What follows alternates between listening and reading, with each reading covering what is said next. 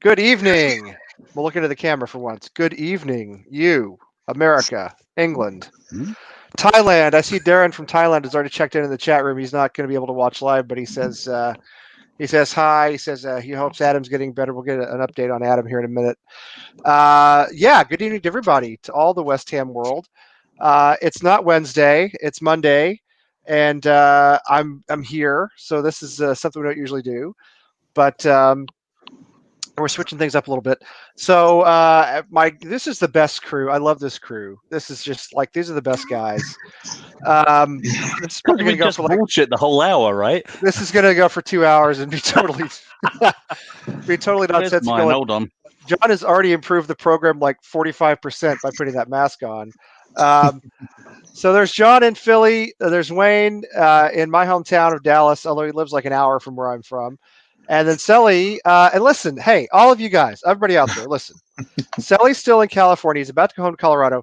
I'm going to spoil his news. I'm going to announce it for him. Today was Selly's last day in the United States Air Force. Oh Right? my gosh. He is going to go home soon to Colorado, go back to school at University of Colorado, old Rocky Mountain High campus there. Uh, Yeah. but anyway, I just wanted to say congratulations, Sully, and thank you. And we're all very proud of you, and we wish you the best. Thank you. Appreciate it. Yeah, it's Whoa. not Appreciate your service, mate. a little different to what Lisa said it beautifully, but it's last working day in the Air Force. My last day in the Air Force will be on the 1st of July. And then when I get out, it'll be 8 years to the day that I joined. So and it's flown by. Got a chance to live in England and Korea and obviously California, get deployed a couple times. So it's been a blast. Went by quick. Met some great people though. That's awesome. That's awesome. Well, I knew you had said it was your last working day, so I'm sorry if you got two more that's weeks okay. of official duty left. But I think you've made it through through the bulk of it. So anyway, congratulations to you, and we're really Thank happy you. for you. And Appreciate I don't know that. if Rob is watching tonight, but Rob, I hope you made it back home to Hawaii, and your son and your wife. I know you were without him for a long time, so hope you made it Did back. they let him out of that hotel room? No, I think he was like sequestered in bugger. there. Yeah, you could see the bars on the windows if you look closely enough behind the Yeah. curtains. Yeah. I hope they let him out of that hotel. As far as I know, last time I talked to Rob on Twitter, He made last it time, back, Lisa. huh? He made it back. I keep seeing pictures of ramen. Yeah, and he all said the he noodle said he fight made it back. pictures, so. Yeah, so I'm really, really glad to hear that. Rob's a great guy. We appreciate him too. He's in the Navy, I think, if I'm not mistaken. So, right. So before we get to other stuff, let me just mention, as always, AmericanHammersTV.net, our website, where there's fantastic stuff you can purchase. Really cool stuff out there. Whatever you want, just go look at it, find it, enjoy it, buy it. It helps us. It keeps us on the air, actually. It pays for this platform right here we're using called StreamYard that we use to stream to you with minimal interruptions. Hopefully, I'm jinxing it now, but this is how we keep our show going. So it does. It pays for us. So we appreciate it. And also, if you haven't subscribed, I mean, probably everybody here has, but subscribe, please, to our channel because it helps us a lot too. So Wayne, okay, let me preface. I'm sorry. So Adam Frankel is our host of Hammer Shots, which is our new trivia game show, which is really good. I did it with Tim last week, Wednesday. Huh? And kicked his butt. I did. Well, no, that's not true. Listen, it was very close. It came right down to the end. I even missed a question about Scott Parker. So I've been like counting my Scott Parker rosary ever since then. You know what I mean? I'm not actually Catholic, so I don't know if that's what you do, but it sounds like what you do. So yeah, I'm embarrassed that I missed a question about Scott Parker. But so Adam is the host of Hammer Shots. Now here's what happened, Wayne. Adam was so shocked about how well I did on Hammer Shots that the poor man had a heart attack. All right, and that later that night he was in the hospital. Wow. I said it's because he's been trying to put off recording the next episode of the podcast. yeah. No, I think an excuse every weekend. Oh, it's my birthday. Oh, I've got a dinner with friends. Oh, I've got this. Oh, we can miss a week, can't we? His birthday happens every weekend. So the combined West Ham knowledge of Tim and me together was overwhelming to him, as it would be to anybody. You blew his mind. I did, and he had, and the poor man, in all seriousness, he really did have a heart attack playing tennis later that night. So please give us an update. I understand he's awake, he's better. He posted on Facebook. Yeah, so could you let us know how he's doing doing? a lot better. And it was actually cardiac arrest. His heart stopped. Oh, He wow. died. He died. His What? heart stopped. Are you serious? Yeah. They had to use the defibrillator paddles on him defibrillator? twice. Yeah. Wow. Good Lord. So, and thank God his buddy who was with him, Benny, was getting instructions from the paramedics over the phone, so he could like get him prepped and ready and at least do CPR and stuff like that. But he's doing a lot better now. He was in a medical coma for a couple of days, which they put him in to try and get his body temperature back to normal, because obviously your body goes into shock when something like that happens. Yeah. He's a great guy. He's got a lot of friends, let me tell you, and he is trying desperately to reply to everybody's text messages and stuff, and I think Benny's just going to take his He phone away shouldn't from him. worry He about really that, needs to yeah. rest. He needs to rest. Yeah, he does. Yeah, I mean, we do he's- expect him to host the next episode next week, of course. So, I mean, yeah, I'm sorry, he's- but there are I standards. knowing Adam, he probably bloody would, but it's like, we're not going to let him. He's been busting my balls now for 3 years about my heart condition, and now I get to bust his back, which is really going to be a Well, good thing. But let me he's give you doing better, and he's having a defibrillator implanted. So hopefully this is something that won't happen again to him. He's So, which is awake good. and he's responding. He and is. He's, okay. Mhm. But we And did I literally. will just say, if I could just say real quick, that he's got he does have insurance, but of course, insurance doesn't cover squat these days, and certainly when you're 36 and you've had cardiac arrest. So he's going to have some major medical bills. Yep. And we set up a GoFundMe page. One of his guys from church set up a GoFundMe page. So if you go to GoFundMe and search Adam Frankel, you'll find it. It's also, I've got it. It'll be on our website, West Ham is Why We Drink, as well, a link to it too. So we've raised the original amount that we wanted to raise, but it looks like his bills are going to be probably more. So he wants to thank everybody for their great wishes. So he's a great guy. He's missed. I met him for the first time doing Hammer Shots the other night, and I mean, it was great. We had a great time. We've tweeted this, so if you look at our Twitter, if you go on our Twitter feed, you'll see that we've tweeted the GoFundMe for him. So yeah, if you are able to give to that would be great. That would help him out a lot. He's part of the West Ham family, so we want to be able to help him in any way we can. And listen, I mean, so he is like recovering. He's responding. He's better. But we did literally kill him. Is what you're saying? You did. Yeah. You literally killed him. All right. Killed so the guy. I just wanted to make sure that I had that straight. Sorry, Adam. Did not mean to do that. Listen, you guys, this is an unpaid mention. Okay, nobody's paid me to do that. I did Weight Watchers, and it has actually worked for me. I lost about 60 pounds on it. I went off of it. I put 30 pounds back on. I went back on it. I've taken 15 of those pounds back off. So it actually did work for me. It's I know you don't really think of it as something that men do, but I did it and it worked. So if you're looking for that sort of thing, it's not a bad idea. Yeah. Also, but while we're talking about this stuff, and I forgot to mention, anybody who wants to be on the show, let us know. Find us on social. Find us on AmericanHammers.net. Find us wherever. Come on the show and talk to us. I got to mention, there's a gentleman on Twitter named John Benjamin. He's some sort of diplomat or something. He's a West Ham fan, but he's like the head of the UK Diplomatic Academy or something, and he's lived all over the world.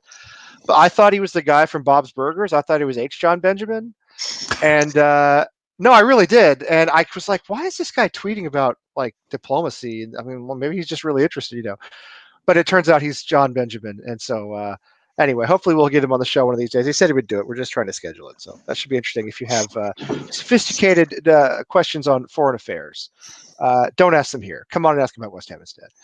All right, so what's happening this weekend? There's going to be a big empty stadium, and with. Did you submit your photograph? I did, and I submitted too. a real one. Yeah. I did actually. Did you? I certainly did. I did my head, and then I did like 3 heads around it. That was all mine as well. Okay. So, and also, and one of the heads is actually wearing a GSB face mask. So I thought it was kind of appropriate. There's going to be GSP out stuff everywhere in those. There's going to be a ton of it. There's no way they could edit all that out. It's not possible. I'm sure they're going to regret having done that. They're the only time it'll ever happen. I'm going to say right now, and I've talked about this last week. John, I think you and I have talked about this too. Sally probably, well, maybe all of you have. I think that this game on Saturday is maybe one of the most important games West Ham have ever played in 124 years of football. Because I do not know at this point if this season is going to finish. It probably will, right? I mean, the Bundesliga seems to be moving along. La Liga is moving along. Everything seems fine. But listen, I mean, if there's some sort of outbreak, if there's some sort of issue, we have to stay above the relegation zone at all times, not just at the end. Do you know what I mean? Mm-hmm. And not just in terms of where we're sitting, but also in terms of points per game and all that business. So I think we have to win this game. We have to win this game, especially if Villa win on Wednesday. So I don't know. You guys think I'm putting too much into it? You think it's ridiculous? Or, I mean, how big do you think this game is on Saturday? Yeah, it's huge. I mean, not only just for the reasons that you said, I don't know if the league is gonna, stop again, but at the same time, I think the fans want to see that the team is invested in winning. We don't, and I know, Lee, I kind of said this to you in the off, air conversation, but I know I would love to see West Ham fight to stay up because they won and not because other teams lost. Yeah. Yeah. See, I don't care. I don't care how it happens as long as we stay up. Oh, yeah, I mean, at the end of the day, if we stay up, that's great. Especially with a possibility. If you look at 1 points per game thing, we're up. A different one says we're down. Regardless, I don't even want that to be a question. And I'm glad that we do have a lot of tough competition because then we don't get through on cupcakes. Which I mean, I guess that's depending on who you talk to, but it is huge. I don't know if it's the most important game, but it is definitely going to be up there because we do have to get, something out of this game for sure. Yeah, this game sets the tone for the rest of the season, if you ask me. I mean, whatever they do in this game, if they start negatively, it could spiral very quickly. So they've got to come out quick. They've got to come out right out of the gates and wanting it 100% because, I mean, every game is winnable, I think. Mm-hmm. Every single game that's left on our fixture list right now, too. Especially with a lot of those teams that really we got two types of teams really that we play. Well, three. I mean, there's one or two at the bottom, but the other types of teams that we play are teams that don't have much of a season left. They're kind of mid-table, slightly above mid-table, and then they may not be pushing on for those European places. And then we have a couple of teams that don't really know who they are yet, and had a bit of a weird season. Arsenal had a weird season. I think Tottenham had a weird season for them. Yep. I think we have Man United again. They don't really know who they are at the minute. They could be a different team every week. So you catch them on the right week, I think you can beat any of them. So, they got to come out quick. There is no form. There's no form. We've had an entire offseason here, March, April, May, and well up into June, almost 4 months, 3.5, whatever it's been off. So form is out the window. It doesn't matter. The form table is useless, right? Everybody's healthy except maybe Ogbonna somehow. But generally, the other team's players are healthy too, point being. So it's like starting over. It really feels like August, like the beginning of a season rather than the end of a season. And I mean, I look at the way we started the season under a different manager, obviously, pretty well after the first game, pretty well. So I'm hoping that we can get back to some of that form. I think, what we saw, or we didn't see, but what we heard happened in the two practice games was positive. Mm-hmm. I mean, I don't want to, be overconfident, but it doesn't seem bad that we won these two games. I know they were structured a little differently. I think the Palace game was something like 3 30-minute, games, like a hockey game as opposed to, 2 45-minute halves. But even so, it can't be bad. I don't know. Wayne, what do you think? You're oddly quiet down there. If you cease to exist somehow? Because I'm mulling it over. I mean, I'm here with 3 people that know football. I'm going to have to sound mildly intelligent. Well, I'm here with 2 people who know football and me, so... we never expect that, Wayne. It's all right. Okay, so I'll just lay it on the line then. I don't know that it's the most important game ever. I think we've had a few games, and I think towards the end of the season we may have the most important game ever. But I just think it's important that we get a point out of it. I mean, we can't. I would be happy with a draw. Somehow, I just don't see us winning against Wolves. I don't think you can read too much into the results that we had in the friendlies because, by all accounts, Palace was playing like a lot of youngsters. And there was a lot of movement. So, I mean, the fact that Ajedi actually scored, I mean, which was like, I didn't even know he still played for us. So, which was Ajedi crazy. Scored and Ngakia and Ngakia. And so we don't even know if he's going to be with us. Know.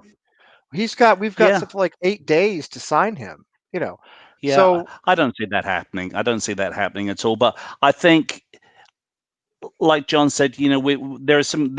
All of the games are winnable, but I think that everybody's looking at it like that right now because it is the start of a new season.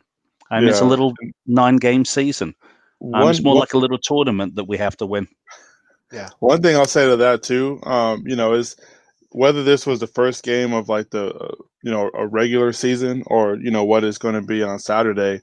Everybody's had the same amount of time off. Everybody's pretty much starting on the same time. So it's not as if one team has been off for 2 months and one team's been off for 3 months.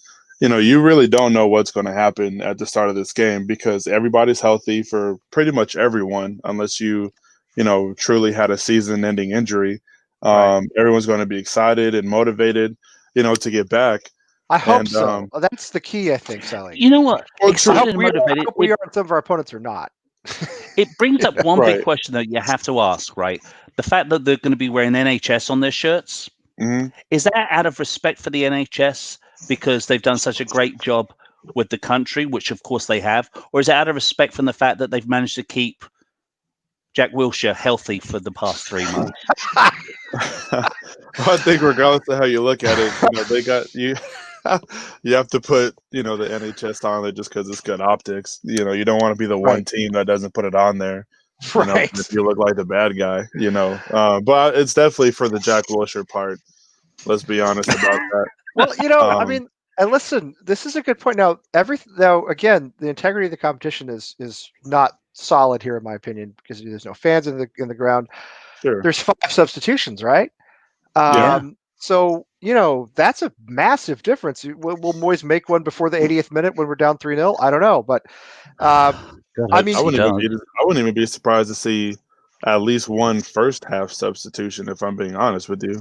I wouldn't either. And if somebody's out of form, I say do it. Seriously. Oh, yeah. Right away. I say do it. Pull off fucking Lanzini and Anderson in the first half, both of them.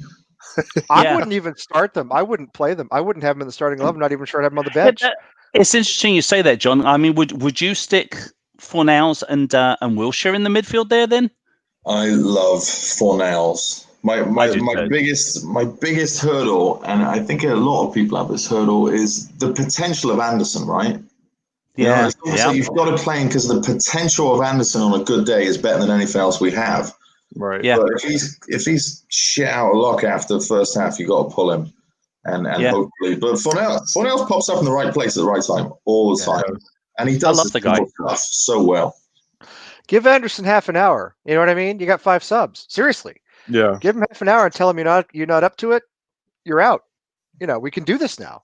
You can sub half the team. Fundamentally.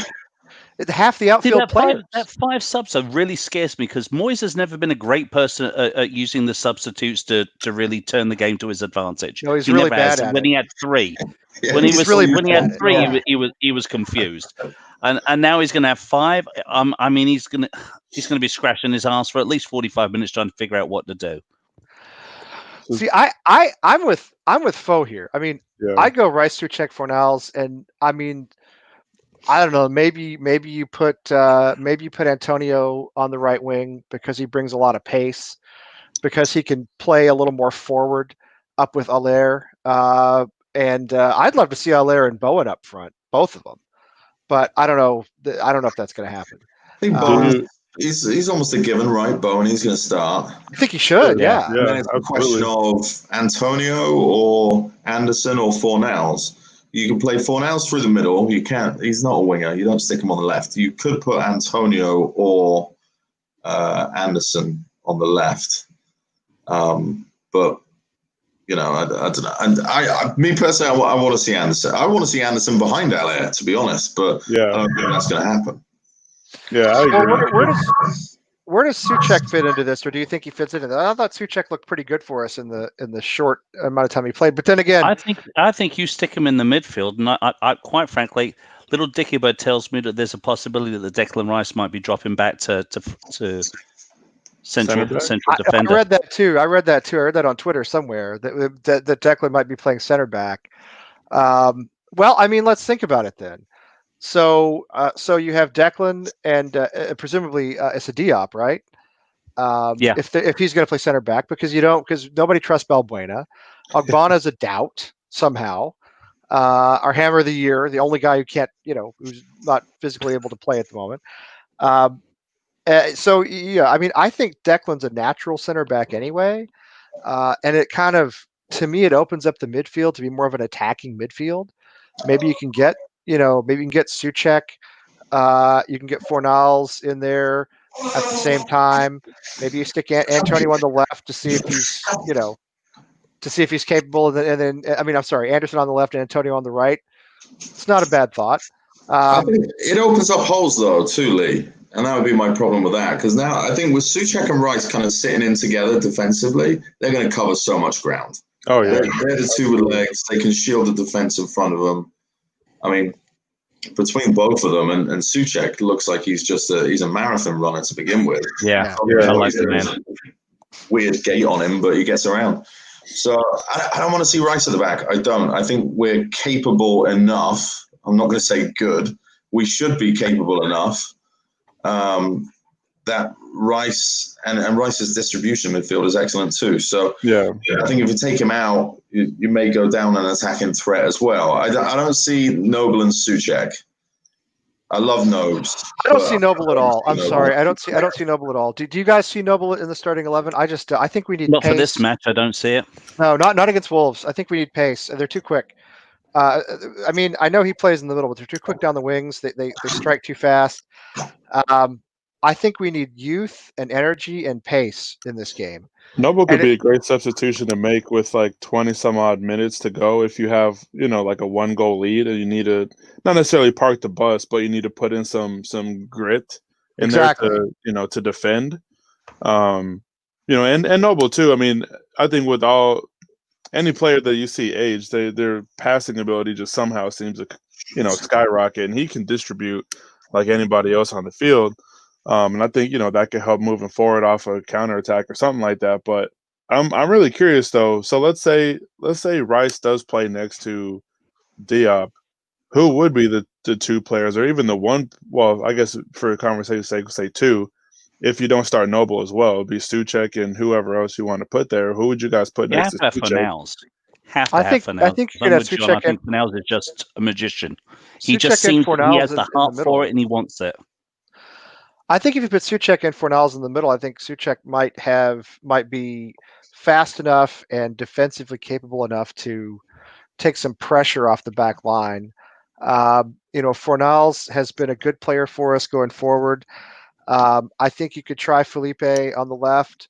I think you could stick Antonio on the right because he's he always brings pace, and we're going to need some speed against those wingers that Wolves have who are quick.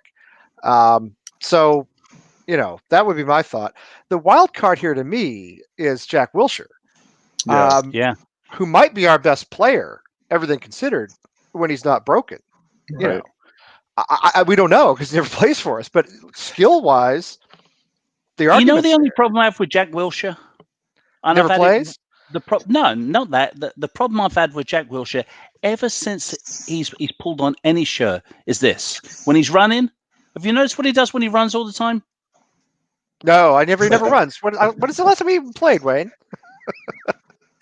He's always got that. It's like what's the deal? It's like he's like your bulldog there, John. That's what he's like. You know who else stuck his tongue out? You know who else stuck his tongue out famously? Who? Michael Jordan. Remember that? Yeah, but stuck his tongue out all the time. Michael Jordan, that's for definite. Only the greatest basketball player of all time, probably. I I think that Wilshere either could turn around and be like a godsend to us in this final 9 games if he just goes for it, or it could just go the way it always goes, right? And has half a decent game and then.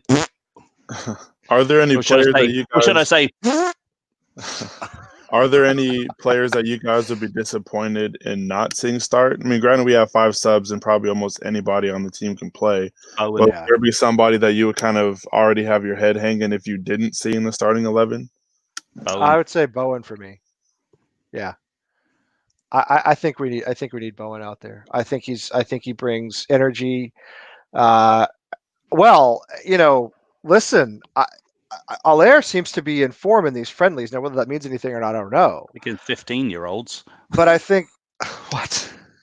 Against 15-year-olds. Oh, against 15-year-olds. Well, I mean, okay. I don't know who played where. You know what I mean? I don't know who was on the pitch at what time. But anyway, point is, he's scoring. That's good. It means he's putting in some effort. That's good. I would love to see Bowen and Allaire up front. And I wouldn't mind seeing Antonio on the pitch at the same time to give us an attack. But I think Bowen for me is the guy. I don't know. Do you guys? That's a good question, Sully. Do you have a guy, Sully, you would like to see start, and you're going to be upset if you don't see him start? Well, you said Bowen, and I would say that too. But I think honestly, if everybody is healthy, I would really enjoy seeing Souček, just because as the same with Bowen. The second he played for us, you could tell the difference that he made. He just gets stuck in. He's pacey. He gets back. He can go forward. He just seems to have all the technical ability. And he's, like you guys say, he's a marathon runner. He's all over the place. Yeah. But him being all over the place also, like, he was never out of position, in the short amount of time that we saw. So that was nice to see too. So I would like to see him, if possible, even if he doesn't play too much, because he has been out for a while for injury. So I mean, if it's a precautionary thing, if he's out at halftime or maybe after 30 minutes or whatever, that's fine. But I would like to at least see him given a go for sure. No, I feel the same way. But this worries me a little bit too. I think Kieran's right. I think we're going to see what we usually see from Moyes, which is a defensive setup, which I feel as though that sets us up really well for like a 1-0, 2-0 loss. Yeah. That's a great picture, by the way, for Kieran's profile. It's a great picture. Yeah, it is a great picture with Bobby Moore and Edison Nascimento de something. Santos, I think is his full given name. That was Pele. Pele's full given name, yeah. Oh. He was named after Thomas Edison. Oh, wow. His name's Edison something. Anyway, Pele's full given name. Pele, the 3rd greatest footballer of all time, behind Diego Maradona and Scott Parker. Behind who? Diego Armando Maradona. Remember him? Yeah, Wayne? They'll no longer be friends. Do you remember They'll him? no longer be friends, Lee. I'll never forget it. I loved him when I was a kid. I'm sorry. I loved him when I was a kid. I did. 86 World Cup? I was like 12? Come on. I hated him with a passion. Of course you did. Of course you hated him. You should. But I loved Maradona when I was a kid. I did. Sorry. I just did. Anyway, so it is a great picture. But I do worry we're going to be, set up defensively. I don't. Who do you not want? I'll tell you who I don't want to see in the starting 11. And we all don't want to see a certain person. Well, I mean, there's a bunch of them. Well, obviously, like a Sanchez, who's not going to be there anyway. Lanzini, I don't want to see. Right. I'm sorry, Mark Noble. God bless you, but I don't want to see him either. Not in the starting 11. I wouldn't mind seeing Mark. I think he'll play. I don't know if I want to see him start either. Hold him for Tottenham and Chelsea, if anything, because he loves those London derbies. And those are the next few games. I would say of the guys you might see in the starting 11, I would say Lanzini and Noble are the two I would rather not see, and probably Balbuena at center back, because he may be a necessity, but man, he's really been off this season. Of course, do you think Yarmolenko gets any time out there? Because with 5 substitutions, if we're not doing anything, do you throw the wild card in there and throw the 57-year-old Ukrainian out there? I throw him up front. If we're behind and we're having to attack to chase the game, I put him up top with Allaire. Just put him up top. He's a striker for Ukraine. Yeah. Well, so, okay. Yeah. So even that right there. Do you think we start with 2 strikers? Probably not, but I would like for us to. But I doubt it. I doubt it. I don't know. What do you guys think? Was the I only like time we Spurs too as won well. before the season ended. Right. Yeah. That only time we won, and we played. I don't know how we didn't beat Arsenal because they were trying to lose that game, but we played really well with two strikers up front against Arsenal as well. So I think Yeah, I would like to see it. I Depends who hope. it is, right? I mean, if it's Antonio, then maybe because it's kind of winger, striker, chaos Right. maker. Right. And if anything, now is the time that he's going to be actually look 200% better than what he is, because I think half the teams are Exactly. really switched off. So he doesn't have anything less than 110%. I mean, he's That's how he always is. Yeah. giving us all. So now's the time to play him if you're going to do it. But Yeah. yeah, Which I is would what he's say often best as a super sub, because you bring him on for that last half an hour and he's full of energy. Right. they But got to put against, people Yeah, around I'd out rather there. play him I at the mean, it has beginning. to. I'd say Wait, play him sorry. at the beginning and fuck up the Wolves' heads, because I mean that's the one thing he does do is he's all over the show. You can't predict anything he's going to do, and I think that's a great playmaker for us in that respect. That nobody really knows what's going to happen when he's out there. Yeah. I think we have to start a team that has the ability of breaking down Wolves, because Wolves are really, really solid technically as a team. Which is why I think they've done so well in the season, because they're just hard to break down. They can scrap out a 1-0 win. They can beat you 3-0 and make it look really nice. So I think, at least for a starting 11, to give fans confidence and hopefully the players confidence, start people that are actually going to want to go forward and not just want to counter, Yeah. Um, Yeah. yeah. This is something we have to think about too. Vernon brings up a good point here. I mean, I know they're going to be 5 subs, but there's a lot of games crammed into a short amount of time. There's 3 games in 2 weeks. I think we have, and it's there's Wolves, there's Chelsea, there's Tottenham. These are difficult games to start the restart. Yeah. So I mean, are there guys we just plain hold out? I don't think we can afford to hold Antonio out of any of these games. I think he's got too much pace, too much energy. I think he brings too much to the team. We pulled him off against Brighton, and everything fell apart. Right. Go for So it. We have to go for it. Look at where we Yep. are. We've got to go for it. And I have a choice. Spurs play Man United before they play us, so they should be twice as knackered as what we are. Hopefully. Yeah. I think we have to go for it too. I think we have to, I think we have to attack. I think we have to be. I think that we have to take this first game very seriously. I don't think we can really hold back too many players. Right. I talk about holding back Mark Noble. That's because I don't think he's right for Wolves. I think Wolves have too much pace for him, and I think he's better in the London derbies anyway. I would go for youth and speed and fresh blood. Yeah. Suchek, Bowen. I think too, you've granted it's nobody wants to see a season postponed the way that this one has because of, a pandemic. But at the same time, like these players have had 2-3 months off. Like there's no reason you can't play twice in a week coming back. Especially with 5 subs. Like if you are feeling it, tell the manager, get out of there, get ready for the next game. Because I know I don't want to see us lose to Spurs. I don't even want to see us draw against Spurs, to be honest. I don't want to see us lose one game until the end of the season. Right. Let's win every damn game, and then go out that final game of the season and just say, fuck it, let's just play like goofballs. But let's win every other damn game. We have to go out there. We can't go out there playing strategically. We just have to go out there and just go for the fucking win every single time. Yeah, I think we do too. Go there and play. Yeah. Because if we go out there and we pussyfoot about, and Moyes says, well, we can afford to get a draw on this one, and we can afford to get a draw on that one. It's only 9 freaking games. We can't afford to squat. No, we can't afford to lose anything. You can't do this. This can't be a Sam Allardyce type approach where you go out and say, let's respect the point. I mean, I think it's going to be exceptionally difficult to beat Wolves. We don't have good form against them the last several seasons when they've been back in the Premier League. But I think this is a massive game. I think we really have to have 3 points. And we don't have to travel that far. We play at home against Wolves, and then we play in London against Spurs after that or whoever. So it's not as if we have to travel all the way up dressing room to the pitch. Right. Long walk from the dressing room to the pitch, mate. That's a long. That's more than most teams have to go on an away game. Yeah, the claret carpet alone covers several square miles of territory. I think so. Very true. Yeah, it's they need those old bullpen carts. I don't know. You guys, well, Sally remembers. Sally knows what I'm talking about if you're old enough. They used to have so in baseball when they would bring a relief pitcher out of the bullpen, Oh, they used to drive him in a little car. Yeah. They Beautiful. drive in a little car. He'd like hop off, and because a Right. baseball player can't walk like 150 feet or whatever it is from the dugout to the Yeah. mound, Classic. or from the bullpen to the mound. Yeah, or like the NFL years ago had these old when a player would get injured, they would cart him off in this car with a big helmet on it.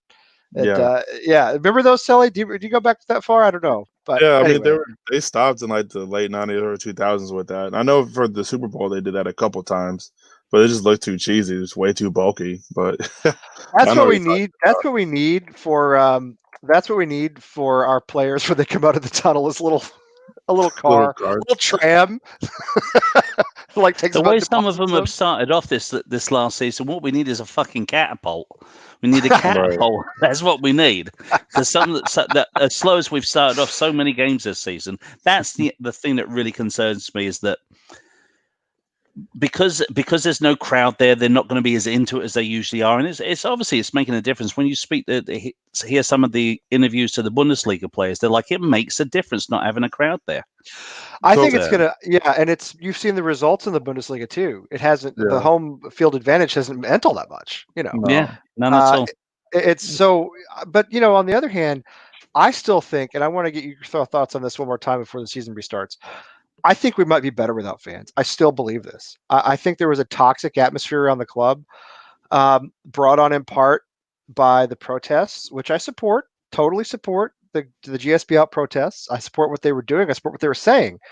But the players don't live in a bubble. They knew what was going on, and I think it had a negative impact on the way the team played. I think there was a toxic atmosphere, and I think with nobody around, with the Berlin Wall built around the ground, which they've now put up this wall so nobody will stand by the stadium, with the 55,000 empty seats, I actually think that the players might be better. I think they might be less nervous and a little more loose. And I mean, there's been so much complaining about the owners, about the ground. It's all legitimate, but it cannot be. It's hard to succeed in that type of environment. Do you know what I mean? Yeah. So I think with a restart, with nobody there, with nobody protesting, with nothing, but go out and save us from relegation, I think they might be better. I'm actually interested to see because I haven't heard John or Wayne speak on this point, but I know in the past league we brought it up specifically for Anderson. When we said he's fallen off and everything. Do you guys think that with no fans there? Oh, Jack Wilshere's coming up behind. Is that his wheelchair? His ambulance is backing up to get him. There's your. That's what I'm talking about. This is what they need. They need something like this to take the players from the tunnel out to the pitch. By the way, if I could play in, if I could own this, I would. If I could drive this around Chelmsford, I would totally do that. I think it'd be fantastic. Pull up to Wendy's in my Houston Oilers helmet car. Anyway, yeah, sorry. Go ahead. Oh yeah, no. I guess Wayne and John. I'm just curious to think. Do you think with no fans being there that Anderson will actually be his old self? I hope so. I mean, I hope this whole time off is a reset for him. He obviously wasn't right in the head. I think Lanzini wasn't right in the head either. So they've had enough of a break. Aller as well. Looks like he's bagged 2 goals the last 2 games. Maybe he was in his own head a little bit much as well.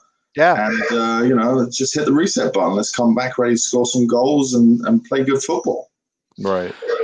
I'm with John on that too. I really think this is the opportunity. If he doesn't, then let's see what we can get for the guy and sell him. Because quite frankly, if he doesn't shine within the first couple of matches, I think he's dead wood, and we're done with him.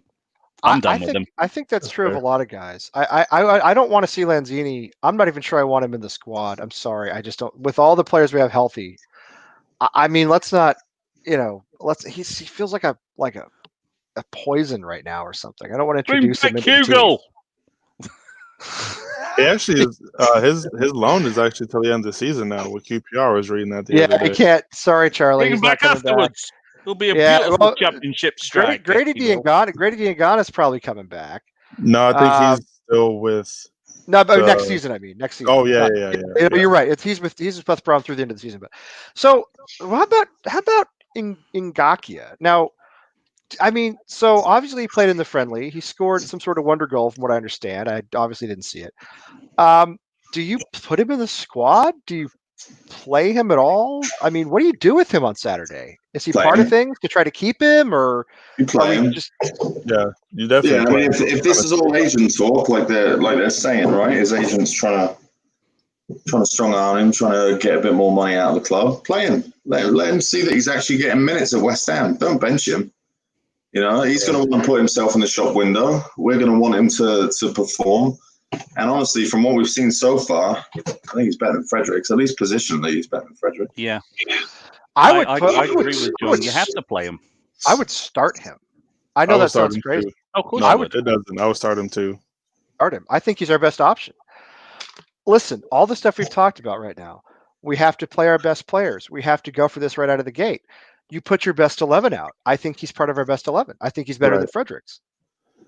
I think you play him for a couple reasons, and I think it can be a win-win for West Ham, right? You play him, he shines, he doesn't want to stay. You sell him for more because he's shown that he can play better.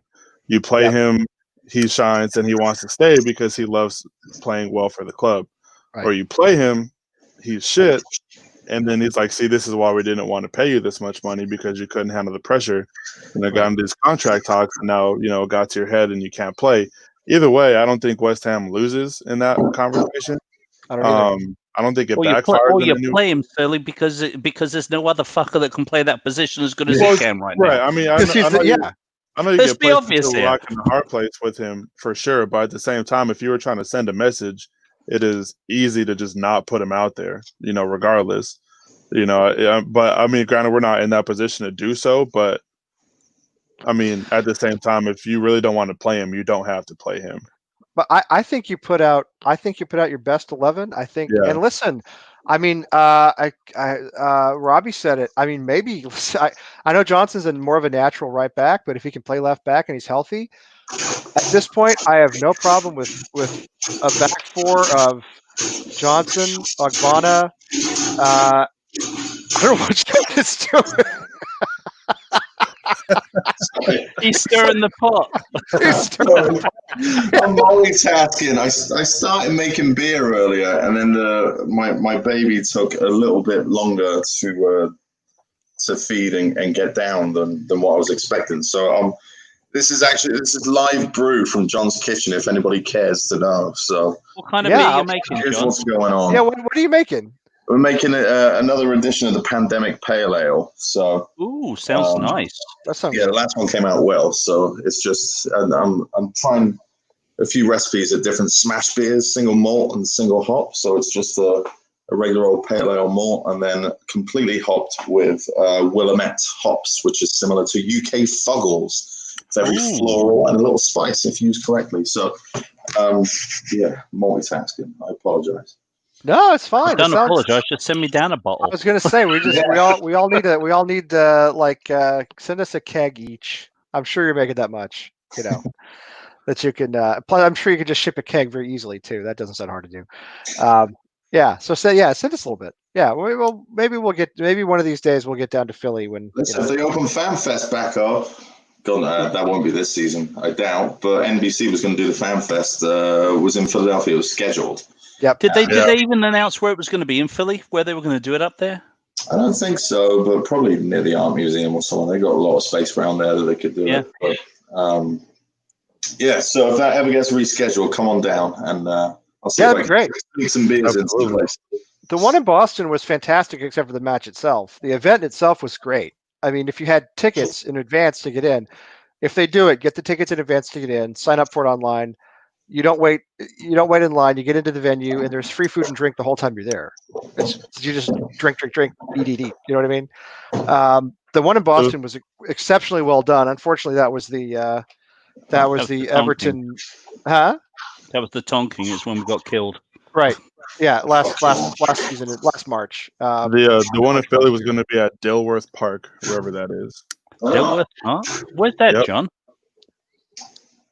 Oh, no, you'd have to ask Wally. It says it's he's the king of Prussia. Philadelphia City Hall in City Center or Center. On the Duke of Dallas. Oh, well, yeah, that's that little park that's attached to it. Yeah, it's just like it's concrete park. Um, Oh, so it's a park? No, it's It's like an outside space more than it is a park. Okay. yeah, located outside of Philly City Hall in Center City is what it says. I mean, the show they put on in Boston was really good, I have to say. Credit to NBC Sports and the Premier League.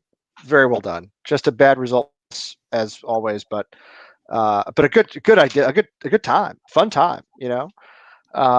Yeah, it was really good.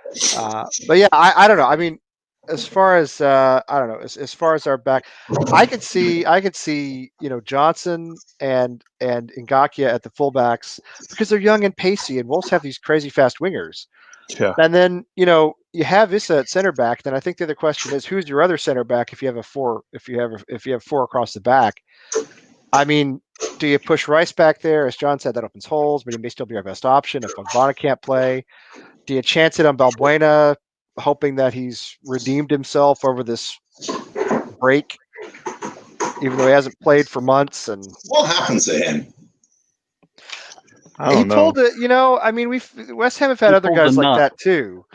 He was like a $4 million or £4 million purchase, I think. Cheap, came out of South America, shocked everybody. One of the better players all season last season. He was good that first season. He was brilliant. He was excellent, and then he just fell off the face of the earth. Him and Diop played really well together the whole year. They had a great pairing, and then he just, fell out. I don't know. So what do you do with him? I mean, he may be our only option unless you decide you want three at the back and you don't want two center backs. But three at the back sounds nice, but that'd be kind of dangerous to kind of just jump into. You know who you're not mentioning? Who am I not mentioning? Zabaleta. He's got nine games left in his contract. Isn't he collecting a pension yet? I mean, I respect him. Obviously, I respect him immensely, but he's going to be in the wheelchair section with Jack Wilshere. He's. Does anyone remember that match where he came in and we were all like, "Oh God!" and he ended up scoring the winner for us? No, it's West Ham for crying out loud. Do I remember that? When did that happen? Did that happen? It was the League Cup, I think. Oh, that's cool. He has one goal for us, yeah, and it was like against the league team or something like that. Yeah, it was a little bounce back. It kind of hit off the ground before it went in the net. It wasn't. I don't. Yeah, it must have been a cup game because I don't have any memory of that. I should, but I just don't remember when it was. I can't. Was it? It must have been against like a league. Was it against like? Well, it wasn't Oxford because we lost that one 4-0. But anyway, he'll be the Carabao for sure. But Zabaleta's not a center back. I mean, fullbacks. We have bodies, right? We have Cresswell. We have Masuaku. We have Ngakia. Potentially, we have Johnson. We have Fredericks. Center back is the issue right now to me, because you do have Issa who looks, he'll be there, but then what do you do if Fogbana can't go? I don't know. I mean, we're a little thin. Yeah, I got no idea. You probably have to start the Balbuena. I mean, whether you want to see it or not, just like the Ngakia thing, what else are you going to do? That's what it was. It was Gillingham. He's right. That's what it was. Yep. I remember that now. Thank you. And actually, Neil said it too. Yep. Both you guys got it. Thank you. And in fact, so did Vernon. Never mind. Everybody did. Okay. All you guys got it right. Yeah, I don't know. I mean, is there any of these spare fullbacks you can push to center back? Does that work? Is there anybody? I mean, I think it's the same as what Robbie's saying there in the chat. So if your centre backs goes down, that's when you pull Rice, maybe even Souček. You could pull into those positions. Yeah. For the wing backs, certainly, they're a definite concern. If Cresswell goes down, then you're left with Masuaku, who is not. He can't defend. I heard he was out of it. I thought I read somewhere today that Masuaku's out of it. He's banged up. He scored against QPR. I think it was on Twitter. Correct me if I'm wrong. Does anybody in the chat room remember seeing anything about Masuaku being out of it? Because I could have sworn I saw it. I didn't. I didn't see that, but He might be out of yeah. position, Wayne. Was that what it was? Now wait a minute, He's what? I forgot about this guy. Now we've had Cardoso Oh, Cardoso. with the first team too. That's actually a good point, Vernon. I appreciate that. That's a good point. Yeah, I don't know much about him, honestly.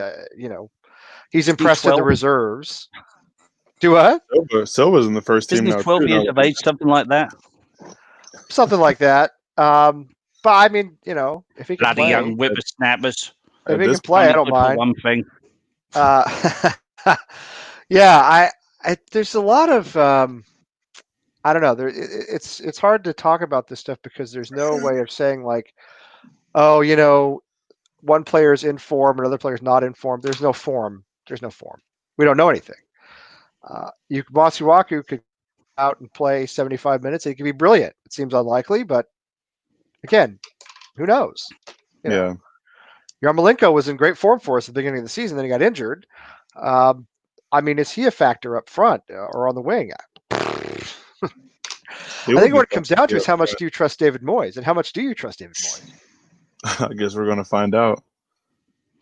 Honestly, it's gonna be like waiting for West Ham news. Angelo Ogbonna is expected to be fit to face Wolves on Saturday. However, there are doubts over the fitness of Arthur Masuaku.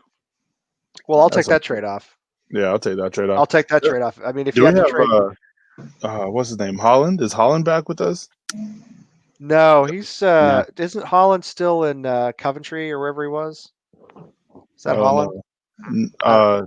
Where'd he go? He was in the Champions. Zandy Silva is back with us, isn't he? Yeah, Silva's Yeah. back. I know that for sure. That'll be interesting to see if he gets any time to play up front too. I don't think he's going to start or anything, but it'll be interesting to see if he does get any time up front, whether it be like as a sub or him and Haller. That could be really fun. I think with all these subs, you could see him getting in. I think you could see a Yeti getting in. I think you could see Zandy Silva getting in. Yeah. I mean, again, you can replace half of your outfield players. Yeah. I couldn't see a Yeti getting into a brothel with a fistful of £100 notes. He scored against QPR, or so we heard. Yeah, exactly, and that's the only time he would score. Well, maybe. I mean, I'm not pro a Yeti. I just John's gone. John was like, I'm done. I think John is otherwise occupied with his beer making, which I don't blame him for that, actually.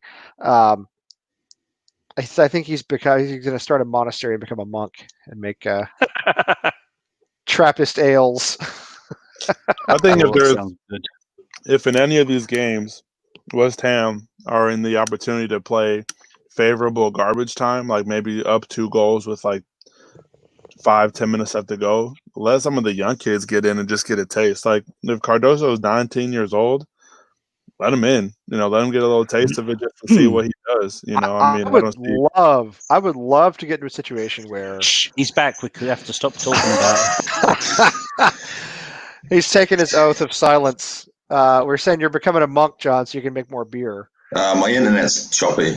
Oh, I figured you're taking an oath of silence and you weren't going to say anything else. No, I think I don't know what we were just talking about. Now I don't even remember. Oh yeah, with all these subs, with all these games back to back to back, I think we're going to see some young guys. I do. I would love to be in a situation where eventually we're up 2 goals with 10 minutes to play. And you can bring on a younger player and get him a run out. But I'm not really very confident that's going to happen. Yeah. I'd love to be up 2 goals with 10 minutes to play. Well, weren't we against Brighton? It wasn't far off of that. Against Brighton, we were up 2 goals with 20 minutes left, I think, something like that. Yeah, and we lost 3-2. Well, we drew 3-3, but it felt like a loss. It might as well have been a loss. It hurt like a loss. Yeah, exactly. Yeah, it was effectively a loss. Yeah. Thank you. I didn't mean to click on that one, but thank you. I agree with Vernon that Ajeti never really had a fair shot. I mean, you bring in a striker, regardless of anybody's hurting him or not, he plays for his national team, and then you don't really give him a fair run out, outside of the small cup games that nobody's able to watch. I don't know. I mean, he could be the key that unlocks it all, or he could be a bust, but we'll never know. I'd like to point out to Vernon on his comment that both John and myself have both played in Europe, and probably neither one of us would score shit in a match. I think he means played football in Europe, not like. Yeah. I played football very badly. Yeah, I played football in Europe, like on the lawn at Invalides. Didn't really. It was Europe. It was football, sort of. I don't see a Jedi making any Everyone take a shot. impact at all, and I wish to God I was wrong. Well, I mean, I don't. It seems unlikely. Let's be honest. But I agree he hasn't gotten a fair shot. It's just that he doesn't. I don't know much about him. Let's put it that way. I still don't know much about him. He's been with us all these months, and who knows anything about him? And it doesn't feel as though he's had a fair shot. But on the other hand, when we have seen him, he's been a little underwhelming. Yeah, I mean, I guess for devil's advocate too, you could say that there might be a reason that he hasn't had the chance to, come up, either whether it's been poor training or whatever the case. If and maybe it's just like you said, in the few moments that we have been able to see him, if he hasn't shined, then that's comes down to him. Yeah, and we don't know what happens in training either. Yeah. I mean, Moyes sees these guys in training. He saw them in the two friendlies that we didn't get to see, and hopefully, he's got an eye for what's going on that we don't have, and he makes good decisions. Right? I mean, what else is there to say? I don't think there is anything else to say. Do you guys have? What do you think is going to happen on Saturday? Man, I'm hoping for a 1-1 draw.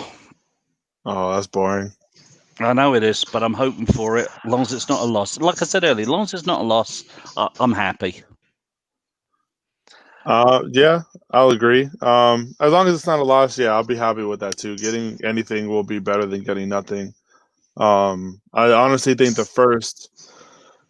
first 10 minutes are going to be ridiculous for both sides. I wouldn't be surprised to see somebody score on the first possession, if you will. But I don't know. I think it's going to be 3-2 for whoever wins, honestly. That's just my feeling.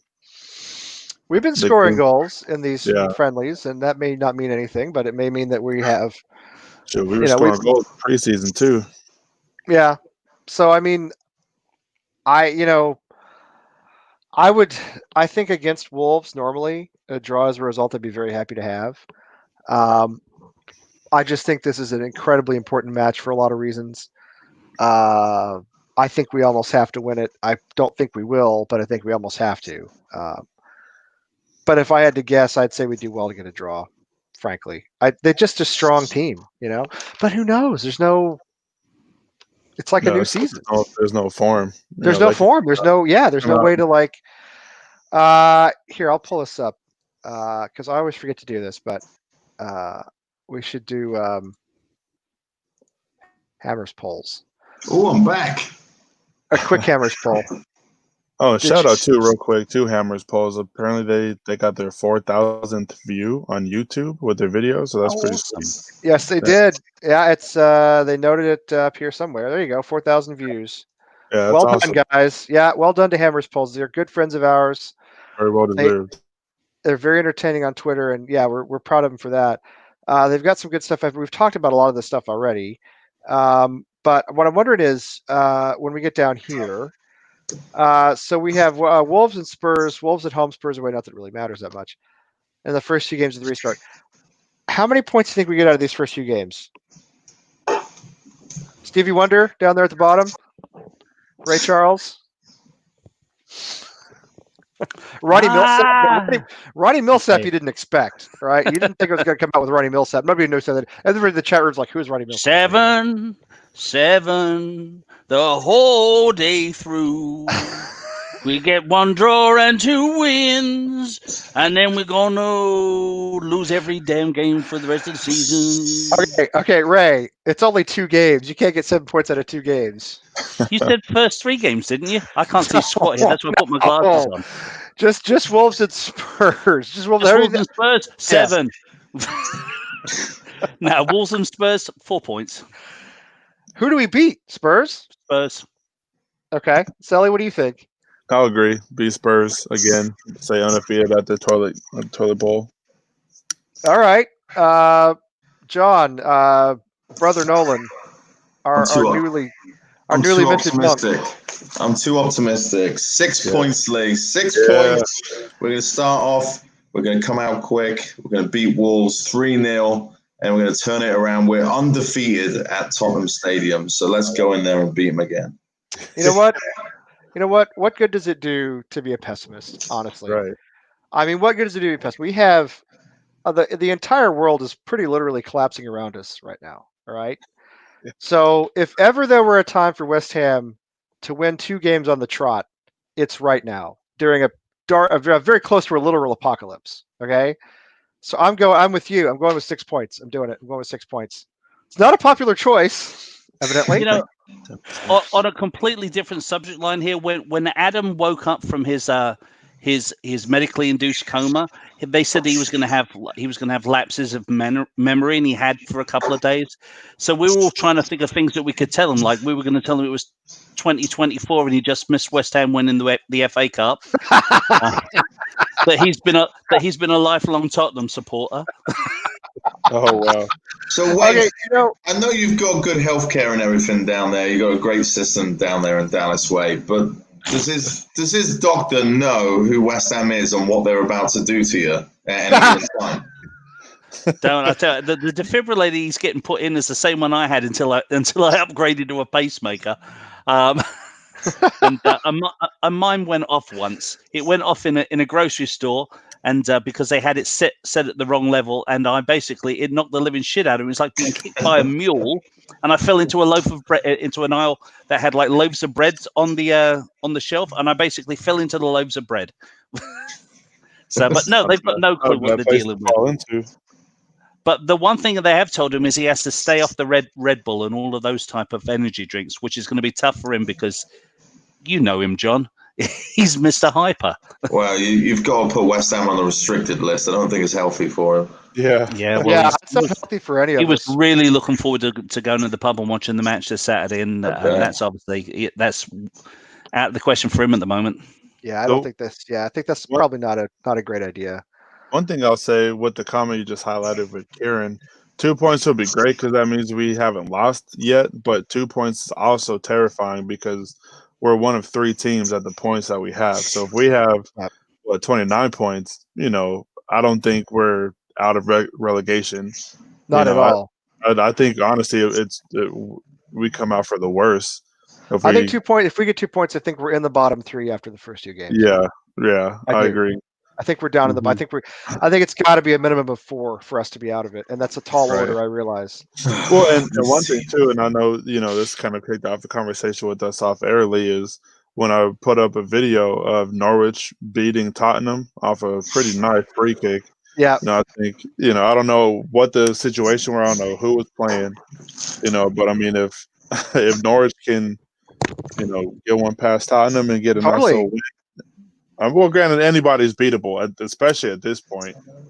No, I think so too. I mean, and again, who's playing for what? I mean, I guess Wolves are playing for a spot in Europe, so they'll be up for it. But you're going to get clubs that are kind of mid-tier, you're gonna get like Newcastle or Palace, and what are they doing? They're seeing out the season. Yeah. Southampton, another one that's kind of like probably not relegation threatened, seeing out the season. So you have somebody go up against them. You have a Norwich go up against them, fired up, trying to save their season. They go out and win 4-0. It could happen. Yeah.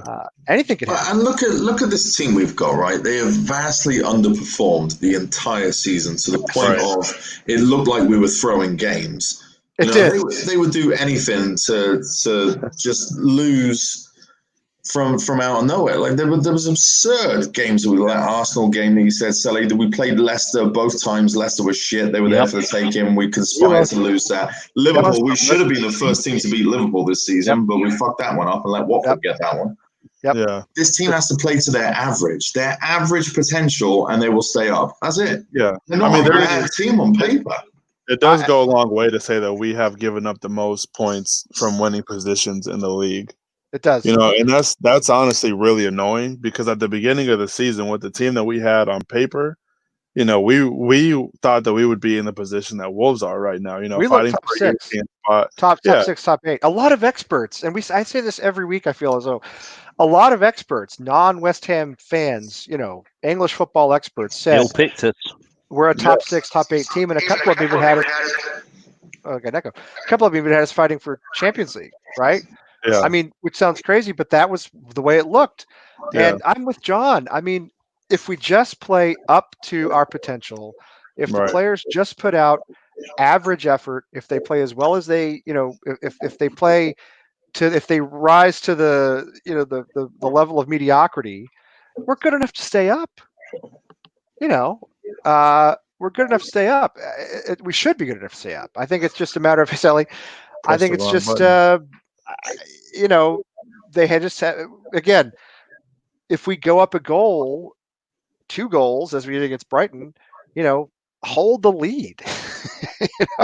I mean, Moyes has to make good decisions, and the players have to decide. We're going to put in 90 plus minutes of effort and not 65 or 75. And because it looked as though we were throwing games. It looked like point shaving or something. Yeah. It's It just I makes agree. you look back at the season and wonder what was that missing ingredient. What was it? Because that doesn't happen by accident. No, it doesn't. And it started against Oxford, and I guarantee you it started. It started in that game when we went into Oxford for the league in the League Cup. Decided not to take it seriously. Got tonked. Remember, we were like 4th at the time. We hadn't lost a game for like almost 2 months at that point. Yeah, I mean, we were cruising. We go into Oxford, we get tonked, and then it's like, oh, everything just collapsed. And then you had the protest against the board start, and then you had another rash of injuries, and then you had Fabianski go down, which I think was probably the biggest thing that happened to us this season, was we lost him, and we had to have Roberto in there, who was a disaster, and everybody knew it. So this. Listen, I'm never an optimist when it comes to West Ham, but I'm telling you, the world is so bizarre and turned over right now that this 3 months off could have been the best thing that ever happened to us. This team, healthy, with a restart, without fans, could actually be pretty good. With no pressure, with the toxic environment having died down from the club. There's a toxic environment all over the world anyway, but that's not football related. I think this team could be good. I don't see why not. To make that game Well, they've got to be. like that, because we had the same problem, didn't we, a few years back? That game against Watford where we showboated, and the next thing you know, our whole season just turned on its head because of that game. I mean, you could see the life being sucked out of that team after what, we 2-0 up and we lost 3-2. Yep, something like that. Yep, you're right. Yeah, it's. I mean, that's why I say I'm with you, John. We got to get out of the gate quickly. We got to, put our best 11 players out there, no matter who they are. The ones who've played best in training, the ones who've played best in the friendly matches, and I hope Selly comes back. It's because we're good enough to stay up. It's ridiculous for this team to go down. Ridiculous when you look at where we are, our players compared to Brighton or even Villa or Norwich or whoever's below us or with us. Stupid that we're in this position. Stupid. Oh, I think Sally's gone. I worry Sully might have lost his battery or something there. He seems to have gotten bounced. Well, I've got a built-in one, just like Adam now. So, Can you got to see the end of this brew at this point? So yeah, let's see it. Hey Wayne, can you charge? Do you have like a USB in that thing? I got USB, Wi-Fi, Bluetooth. Where everything. do you stick the cable to charge things? Now, wouldn't you bloody well like to know, mate? You didn't do it. I'll tell you where I'd like for you to stick it. No, but The beard wasn't always white. Yeah, let me tell you, this is a problem. The white beard, I'm not loving it. Yeah, I love it. I tell you what, the last time I grew a beard, it was black with a little bit of grey in it, and now I'm like, blimey, I could be Father Christmas. Yeah, I don't know. I'm wondering if I should go for some of that Just for Men. You know what I mean? Maybe just get some shoe polish, darken it up a little bit. So here's the question though, Lee. Is it do the pubes go grey the same rate as the beard? Not at the moment. Mine's better than normal. If you really want to know, no, not at the moment. So I don't know. I can't really answer that question. Yeah, I haven't seen mine in years because my gut's so big, so I wouldn't know myself. So. I am surprisingly non-hairy from the neck down, believe it or not. So it's kind of nice. But yeah, this is the only part of me that's gray. Is like just this, this is it. The hair is pretty like dark. Exactly why Sally left. You know that. What's that? So this is exactly why Sally left. You know that, right? He knew it was gonna So turn it into was, something it was really gonna ridiculous. devolve. Oh, he's back. He's back. That was weird. Sally, what the hell are your cubes? Everybody wants to know. What's What that? happened? No, I mean, Hey, come on, they're red, aren't they? Come on, Lee, admit it. no, very dark, very dark. Red. Yeah. I bet they're red. No, very dark. Listen, God, get me out of here. I've been sunning. Maroon. I've been in the sun, so the hair is getting lighter. All right, but I'm also a man of decency and taste. So I have not been sunning the nether regions. So everything's pretty normal. Leave you guys Uh, alone I- for 3 seconds. They're Yep. already talking about nether Yep. regions. My cubes are singing their claret and blue. I'm not going to get that checked out one. Vernon's will trying say- to save. Vernon's trying to save you, Sally. Oh yeah, I don't know what happened. I think I walked out to do that exact thing, and hello, Becca, my darling. roommates were just watching. They're watching Netflix or something. So I just think, it just kind of Oh, they're got knocking too. you off the stressed. network. Yeah. Yeah, but I mean it's fine. I'm on now, obviously. It doesn't. We don't have much longer to go anyway. Probably. Oh, that's okay. I'm not worried I about it. mainly come on here now just to have a chat with everybody. Yeah. You know what I mean? I, in a lot of I'm not- ways, I feel as though my West Ham experience in a lot of ways is more about hanging out with you guys than it is about how the club actually performs. It's all part of it, isn't it? Really, let's be honest. Yeah. Uh-oh, It's all Rebecca. part of it. Don't When I get look Wayne worked about up, my Rebecca. fun times back at West Ham, it wasn't so much. I'll be honest, it wasn't so much about the games. It was about my mates. Set Right. up that pacemaker in a second. Hey, Rebecca. I was a pacemaker back then. Let me tell you. Well, I know one thing for sure. When on Saturday, I think the game starts at like 6:30 a.m. my time. I'm going to be so excited just to watch them again. I think it's 9:30. I think it's 9:30 because it's Is it 12:30 9:30? Oh, Eastern. Yeah. Even Oh, by better. the way, you guys know it's on big NBC. It's on like the mothership. Yeah, It yeah. is. Yes, I looked it up. If you go to World Soccer Talk, Chris Harris, he's a really good guy. I used to work with him. He runs a website called World Soccer Talk. Sorry about the S word, but it is an American site. And he always has the Premier League schedule up. And I looked at it earlier today, and it's big NBC at 12:30. Yeah. So I mean, we're out there, baby. We're letting it all hang out. Like it's Yeah. all the no, there's- pubes. I don't All know the if pubes are on TV. I don't know if I National said TV. this last time, but there's the Denver sports journalism publication. I've listened to their podcast for Broncos, Nuggets, Rockies, and all that. Anyway, one of the main producers for the show, she betting just became legal in Colorado, and she's looking for a Premier League team to follow. And when she put this tweet out, I had just so happened to see it right as she put it out, and everybody was flooding it. Go Tottenham, Chelsea because of Pulisic, and she's from Philly. Yeah. So it was, Pulisic. Go Man City because they always win. Everybody was throwing their pitch in. Somebody said Arsenal, but the owners for Arsenal own teams in Colorado too. So they're like, no, you have your fill of Kroenke Sports. Anyways, she's narrowed it down to I think 3 teams: West Ham, Wolves because her boyfriend is a Wolves fan, and Manchester City. And she says she's waiting to see how everybody plays to choose a team. But that's a bad idea. no. Oh. Well, the kicker, right, is she said she would have already chosen West Ham if we weren't in fear of Ollie being relegated, because she says she doesn't want to choose a team that might not be on TV next year. Well, too bad. It would be on TV. It would just be on ESPN Plus. It's still Right. sort of Yeah. TV. Well, that is unfortunate for her. She should go support Liverpool or Arsenal or somebody who always stays up. But if you can't handle West Ham, then you shouldn't try.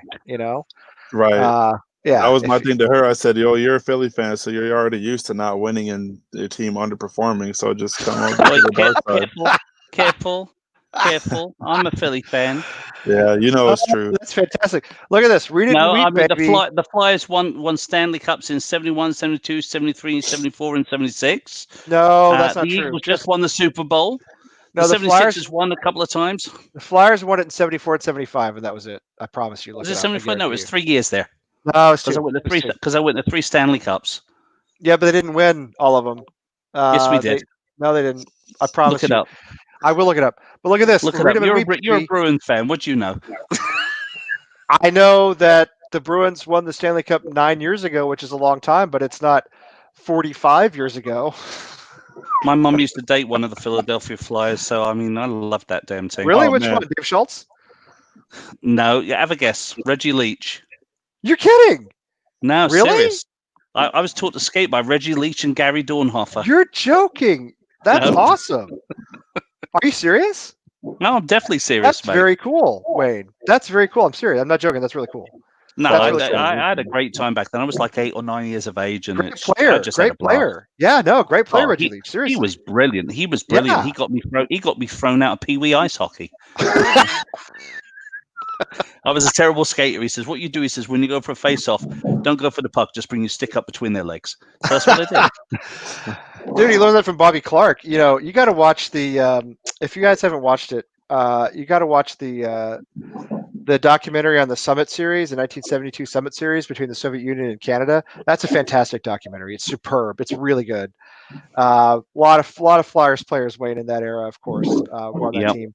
I A lot of stand Bruins. corrected as well, Lee. You're right. It was 74, 75. For some reason, I thought we did it in 72 as well. No, that was the Bruins. Bruins won it in 72. I promise you. Bruins won it in 70 and 72, and then they didn't win it again until 2011. But look at this. Read it and look at this. You can suck it, Watford, Leicester, Brighton, Arsenal, Bournemouth, and Palace. Look at this. We are on the Big Mama. NBC. Woohoo. Y Telemundo también. Hey, watching soccer or football games on Telemundo was fantastic because there's nothing It like is listening to fantastic. Spanish broadcast. I can't love the stand Spanish it. broadcast. I grew up watching football on Spanish television, right? I mean, Can't stand Spanish. it. No, shut Oh, the I fuck love it. up. Oh, it's No, I brilliant. can't stand it. Wayne, I it's love the the best. passion. It's great. No, I Oh, love it's it. They're terrible. passionate. little They're Latin excited. flavor. I They're grew loud up and watching. obnoxious. I grew I up play watching. FIFA with the Spanish commentators on. I'm not even lying. I love it. I love it too. I think it's fantastic. It's brilliant. So there you go. 12:30 p.m. NBC. Big money. Big mama. And then when we're NBC Sports Network for the 23rd, so you don't even have to have your gold until I don't know what our next gold game is. I think most of them are going to be on the NBC Sports because they're only going to be doing 2 or 3 games a day. I think so too. Since Look, it's- ESPN Plus has a few of them as well. That's interesting. I didn't really know that. Interesting. I think Chelsea here, NBC Sports. Yeah, NBC Sports. What site is this, 3:15. Lee? Huh? Eastern. What site is this? This is World Soccer Talk. This is World Soccer Talk. You guys should check it out. Seriously. Get games. Huh? How did ESPN get games? They must have ESPN bought the Plus rights is- to a few of them. Yeah, ESPN Plus kind of broadcast. They even broadcast hockey, and ESPN lost the rights to hockey like years ago. Yeah. Oh, yeah. That was a shame. The ESPN hockey was so great. I thought NBC had the entire season. Or was That's what I Um, thought as it during well. the pandemic? I think there must have been some reshuffling as a result of the rescheduling because NBC owns the Premiership rights in the U.S., but ESPN Plus has. Oh, you know what? That's FA Cup quarterfinals. That's why. Look, I missed that. Oh yeah, That's There you why go. the FA Cup. All that's on it. So NBC does have the whole rights to the whole season. But yeah, so we're in July 1st, our home against Chelsea. Look at this. Wednesday, July 1st, 3:15, NBC Sports. So we don't. If you haven't signed up for gold, like, chill. Don't do it anytime soon. You don't need it anytime soon. There's no really we don't know after that what's going to happen since they haven't been scheduled out yet. But we're on the Big Mama. So World Soccer Talk. If you're in the U.S. and you want to know what TV schedules are for any major league, any major European league, go to the site. Chris Harris is a guy. We didn't work for this when I was a reporter. He was a PR guy, I think, and you were a marketing guy, and we worked together a few times. He's a really good guy. Now he runs the site full time. So anyway, it's worth checking out, especially if you're a Yank and you want news about the football. That's a beauty mask for you, Wayne. I know it's about due to be chucked out. Is it? Yeah.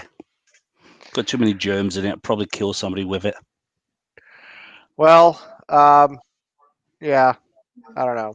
It looks good Based on you. on It looks based good on your on you. guys' Flyers argument earlier, the Flyers did go to 3 straight cups, but they only won in 74 and 75. Yeah. See, I was a kid. To me, it felt like we won every time. Oh, sure, of course. Yeah. Oh, yeah. I forgot. 9 years ago today, one of my favorite days in the history of the world. One of my favorite days in the history of the world. Like seriously, one of the top 5 days I've ever had in my life. 9 years ago today, when the Bruins won the Stanley Cup, I'll never, ever, ever forget it. That was a great night. There's a Sorry, really Vernon. iconic picture about those riots too, which I mean, I guess is iconic just because I saw it everywhere. And if you didn't know that it was because of a hockey riot, you would have never known. But it was a picture of this couple legitimately making out in the middle of the Yes. street while you saw Yes. everything on fire behind them. It's a Yes. brilliant picture. It's a great picture. It's a great picture. It's funny the things we write about, isn't it? I mean, there Of course, it makes are sense. Everything else is weird. there are meaningful riots, and then there are riots about hockey games. But anyway, I'm going to stop. When I was a Right. kid, every match I went to with West Ham was a bloody riot. Oh, speaking of, just because I'm curious and I wanted to ask this, what? So I think one of the Spanish football clubs had fans actually storm the stadium. Which Premier League team do you guys think fans would do that first? 'Cause Oh I know yeah. Somebody got into the Barcelona, wasn't it Barcelona? A fan Right. got in. Yeah. Barcelona away, yeah, and a couple fans snuck in. Millwall. I mean, Millwall might be the first choice, but let's face it, West Ham we're in the top 5 of that list, don't you think? I wouldn't think be surprised. I mean, Newcastle has a higher percentage of dipshits. Yeah. So I think they're going to be Yeah. You're right. All that brown ale they drink. They'll get in. It's just what they do. Yeah, a northern club. There they are, Selly. There they are. And I tell you, dude was sort of getting after it there too. You know what I mean? Like, Yeah. this was not like a casual encounter. I mean, That's a great He's picture. going for it. I'm real curious, like what leads up to that in the middle of a riot. Like, hey, fancy I don't a know, keg but I'm in the very middle of tear disappointed they aren't gas? wearing face masks. I really am very disappointed. I hope he's got other protection with him. No, this wasn't recent. This is a while ago. That's 9 years ago, Wayne. Oh, Yeah, this is not Vancouver lost. this is not recent. This is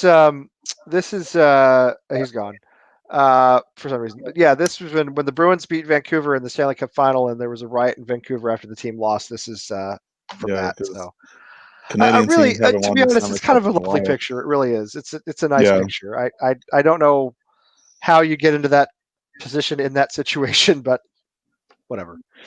And yes, they did build a wall outside London Stadium, so it's an impenetrable fortress. If you haven't seen it, have you seen it? It looks like it's built with cardboard. I'd love us to update our badge. Where instead of the castle, now you've got London Stadium with like a moat and a wall around it. I mean, you're not wrong with the moat part. A wall made out of like cardboard and those things you put on the floor that you roll your desk chair on. It looks like it's made out of like floor mats and pieces of cardboard. They just taped them together with some duct tape. There's your wall.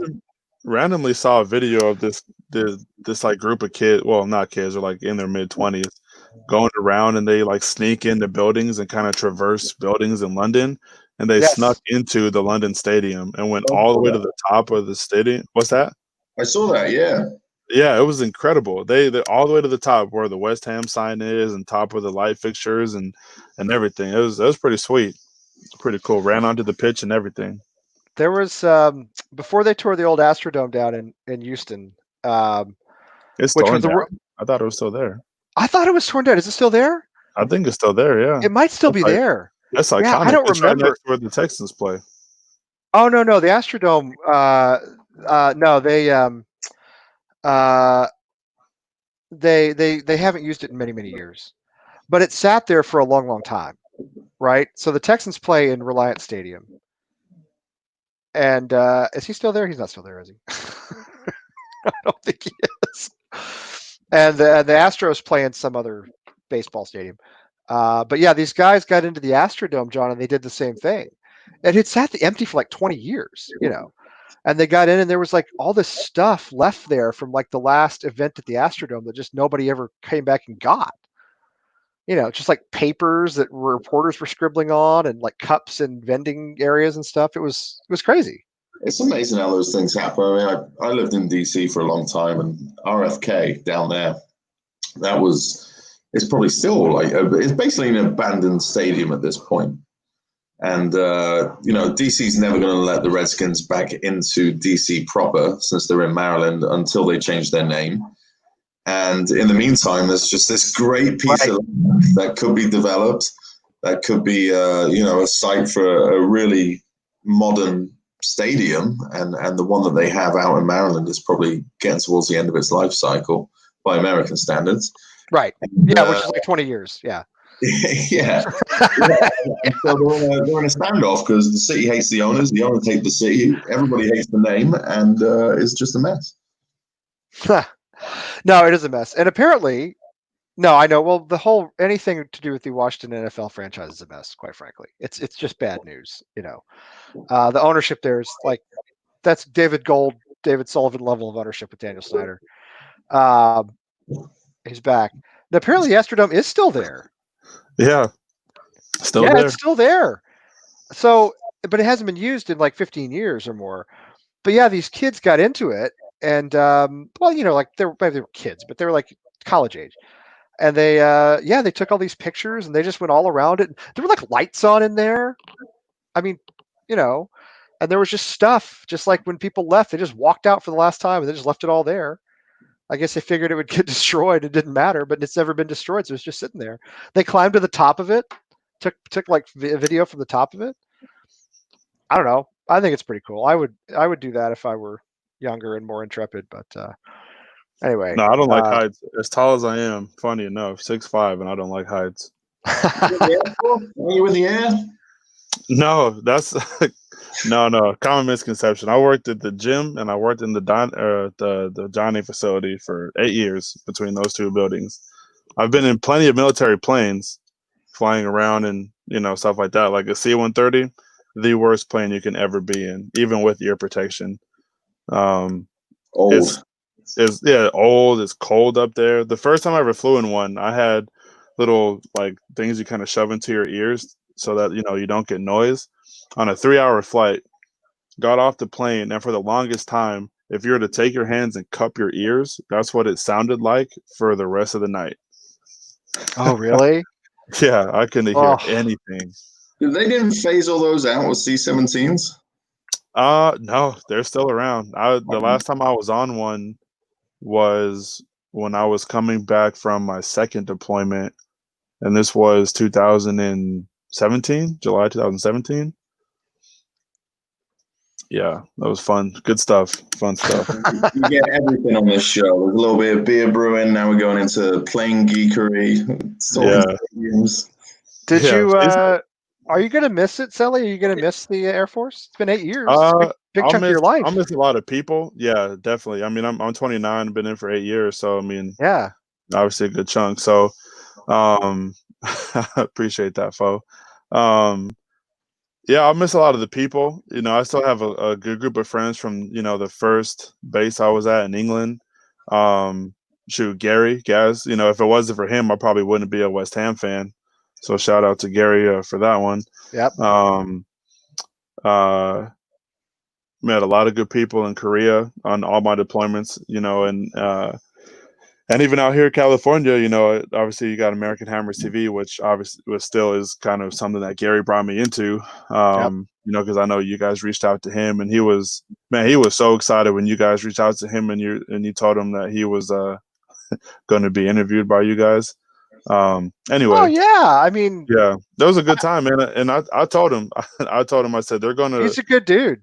Yeah, like they're going to see your passion for the club and your knowledge for it, and you're going to be on there all the time. And after that interview, he was hosting. So, go ahead. I didn't know you were over there. Where were you? You were in Mildenhall? No, Lakenheath. I was there Lakenheath from November of 2012 to November of 2014. Yep. Oh well, that's what that jet just went down from. Yeah, unfortunately, the pilot passed away. Yeah, they. I guess I don't know how long it took them to find him, but yeah, I guess initially when Uh-oh. He was just telling his story too. He's paused. Yeah, I know that part of the world very well. I had family that worked at so Milton Hall and Lakenheath, two U.S. Air Force bases up near like Norfolk Way in England, and there's a huge air show there every year. Oh yeah. So I had some family that were in U.S. military in the Air Force, so I used to go up there for the air show every year. So familiar with that, and it was a bit of a shame hearing that headline today with the F-15 that went down coming out. Yeah, there was. Yeah, that's awful. Yeah, I saw one happen too when I was there. A plane went down, and even when I've been out here, a plane's gone down. And when I was here and the plane had went down, the pilot survived. We don't have jets out here where I am, but the first time when I was in England, it went down. I didn't have to do anything. The second time, I still didn't have to do anything, but I went out to the crash site just in case. And it's incredible, like how quickly, like the plane gets recovered. Like, I went out like the next day, and if you didn't know a plane was on the ground, you would have never known. There's a lot of information in there. yeah, very true. Well, I've talked about it a lot. Tim used to run a kind of a semi-pro club, an NPSL club in Lowell, and I helped him with it. And the first game the club ever won, we played at a little sports facility near an Air Force base, Hanscom. You know Hanscom Air Force Base, Sally? You ever heard of that one? I have not. It's in Bedford, Mass. Anyway, and during the game, there was this really loud explosion and really kind of a ball of fire in the sky. And it turned out it was a plane crash. And it killed like 7 people. It's really horrible. I mean, it's not a funny story is what I'm saying. It's a plane crash killed like 7 people. We were just out there. We were probably half a mile from it, but it was like a noise like I've never heard. But we didn't know what it was. Do you know what I mean? Yeah. We had no idea. And then, the game finished and the team won, and we were kind of celebrating, and actually celebrating a lot. And then we read, like, a little later on our phones, like, oh, there had been a plane crash. So it was a sad, it was a sad moment at a time when, we were really enjoying ourselves. But and it was a weird thing to have witnessed, because you heard it and saw it, but you thought like, hey, who knows? It's an Air Force base. Maybe they're like, we don't know what they do. You know what I mean? Nobody there was in the military. We're like, maybe they're shooting at stuff. I don't know. Shooting off mortar rounds or whatever. But Devon's, there's another one, Devon's. I don't know if Devon's is Air Force or Army. Devon's is near here, and Devon's every now and then will do some sort of explosion that shakes the houses. Yeah, EOD. Yeah, they're controlled explosions just to make sure their stuff still works properly. Yeah. Every now and then, the Chelmsford Facebook page will take a break. The people take a break from arguing with each other to ask, "Did you feel that shake your house?" Right. It's like, yeah, we felt it shake our house. Yeah, and so, it was fun too being out there because Gary was a part of the base football team, and they were actually really good. They played in a Sunday league. Just little small pitches here and there, small little dressing rooms, and everybody standing on the sideline on the pitch. But it was a good time because they played really well together, and they beat the season I was there for, or that I went to. I think they lost like maybe twice, and one of them they lost because the keeper spilled a save, and one of the other strikers just went up and kind of tapped it in. But we how long did Roberto serve in the Air Force? Yeah, I know, right? I didn't know he was in the military. Yeah, no. Gary got the nickname Thunderfoot playing for that team because he got a volley that he struck just beautifully right near, kind of like Wayne Rooney's goal against West Ham.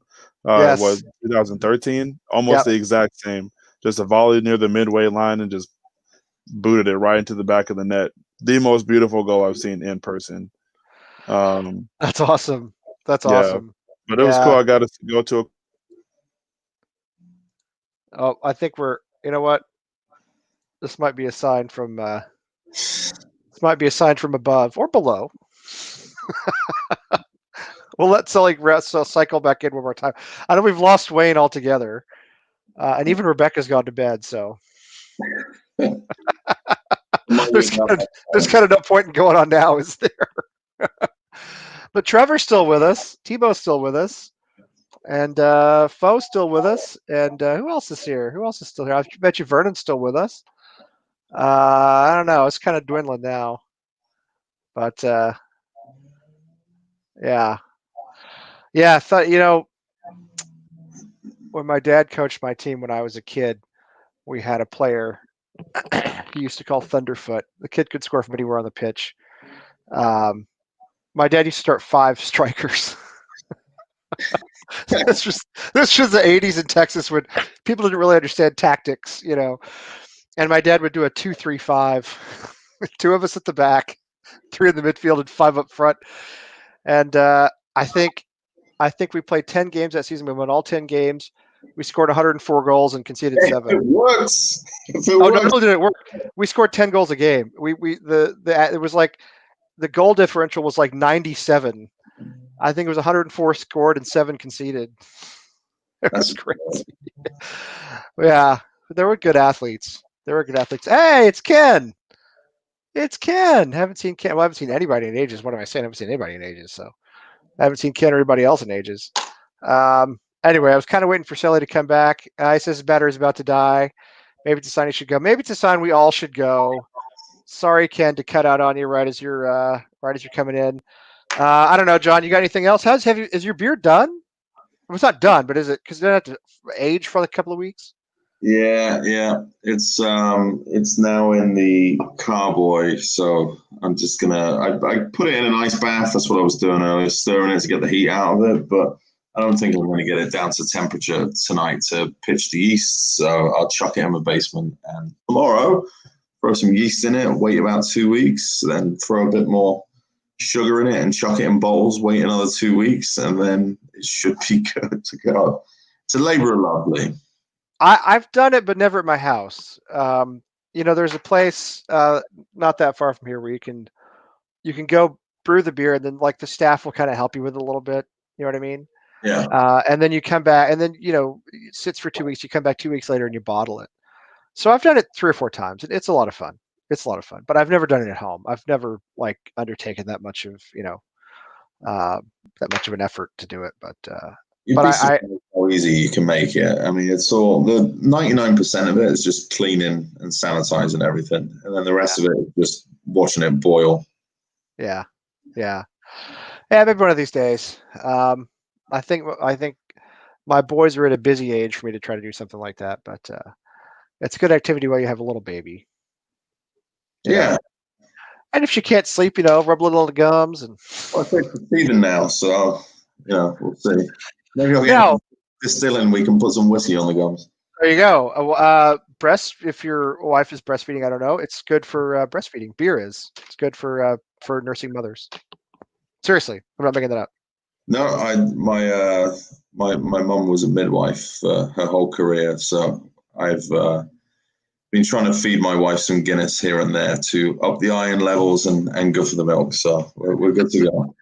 My wife sucked down a lot of beers at 2 o'clock, 3 o'clock in the morning when my boys were babies. So it wasn't all bad.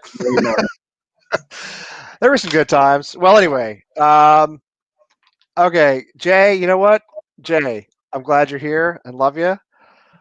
We did talk about this like an hour ago, so if you want to rewind and go back, we would all play Ngakia, all of us, every single one of us. So that to answer your question. But anyway, I think we're pretty much done. John, you ready to wrap up? Yeah, I'm all good. I'm just hopeful for a good game on Saturday. I hope we come out strong and come out quick and ready to play football. There can't be any sitting around waiting for the other team to dictate the game to us. We've got to go and take it to them. And remember, we're fighting for survival, so they have to show some fight, even though nobody's probably match fit. Just go all out. I think. The world has turned upside down in the last few months anyway. So why shouldn't West Ham turn upside down? I think we win this game 3-1. I do. I think we do. I think we are desperate. I think you get Souček, you get Bowen involved. I think you get Allaire probably scores. with 5 subs, you can bring guys like Snodgrass and Yarmolenko in if things aren't going well, or you can bring in, substitutions in defensive midfield. You can bring in Mark Noble for the last 20 minutes if you want to lock it down. I think we get this done. I know Wolves are better than we are. They usually beat us. But I have to be optimistic. And I figure, again, since we're very close to the end of human civilization, I might as well predict West Ham to win for once. There you go. Go out on a high. Yeah. The question is, do we beat the virus and everything else that's going on and stay up before the apocalypse hits? Because if we're in the bottom 3 during the apocalypse, John, that means we go down. I think we'll use the antibodies from Jack Wilshere. Yeah. We'll save humankind. Jack Wilshere is impervious to everything. Everybody has to go into the dryer that he hid in to scare Declan Rice to get his aura. All right, John, thank you for being with me. Thanks to Wayne. Thanks to Sally. Sorry they had to drop off early. Adam, I hope you're watching. If you are, feel better. And we're all praying for you. And, we're here for you. So hopefully see you on Hammer Shots again sometime soon. And God help us on Saturday. Let's get it done. Come on, you Irons. On you Irons. I had some